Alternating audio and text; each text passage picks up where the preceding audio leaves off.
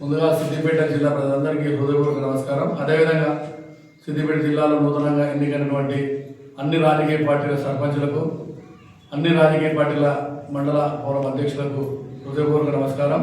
నన్ను ఈరోజు మన రాష్ట్ర అసోసియేషన్ వ్యవస్థాపక అధ్యక్షులు భూమన్న గారు నన్ను ఈరోజు సిద్దిపేట జిల్లా అధ్యక్షులు ఎన్నుకున్నందుకు హృదయపూర్వక ధన్యవాదాలు. అదేవిధంగా ఈనాటి నుంచి బాధ్యతలు అన్నగారు చెప్పినట్టు నిర్వర్తిస్తూ ప్రతి సమస్యపై సర్పంచుల సమస్యపై పోరాటం చేస్తూ సీఎం గారు దృష్టి తీసుకుపోయి తప్పకుండా నర్సన్న ఆధ్వర్యంలో తీసుకుపోయి తప్పకుండా ఆ సమస్యలపై పోరాటం చేస్తూ ఉద్యమ రూపంలోనే మంచిగా పనిచేస్తూ తప్పకుండా సమస్యలపై స్పందిస్తామని మనస్ఫూర్తిగా తెలియజేస్తా ఉన్నాం. ఈరోజు సిద్దిపేట జిల్లాలో సర్పంచుల ఎన్నిక అధ్యక్షునిగా ఎన్నుకోవడం జరిగింది.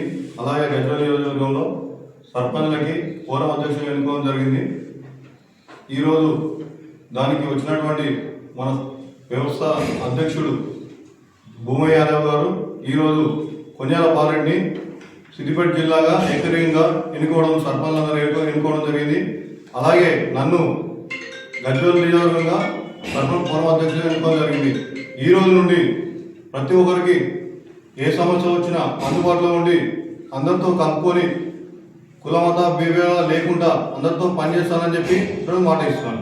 భూమయ్య యాదవ్ తెలంగాణ రాష్ట్ర సర్పంచ్ సంఘం వ్యవస్థాపక అధ్యక్షుడిని. దాదాపు 1995 నుంచి 30 సంవత్సరాల నుంచి సర్పంచ్ సమస్యలపైన ఉద్యమాలు చేపడుతున్నాం.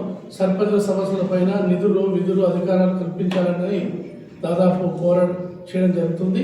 73, 74 రాజ్యాంగ సవరణలో 29 అంశాలను దాఖలుపరచాలనే భావనతో గత ప్రభుత్వాలతో కానీ పోరాటం చేస్తూ సాధించుకోవడం జరిగింది. దాని సందర్భంగా ఇలా తెలంగాణ రాష్ట్రంలో 12,733 మంది సర్పంచులు నూతనంగా ఎన్నికైన దాదాపు 2 నెలలు గడుస్తున్నది. ఈ సందర్భంగా సర్పంచులందరూ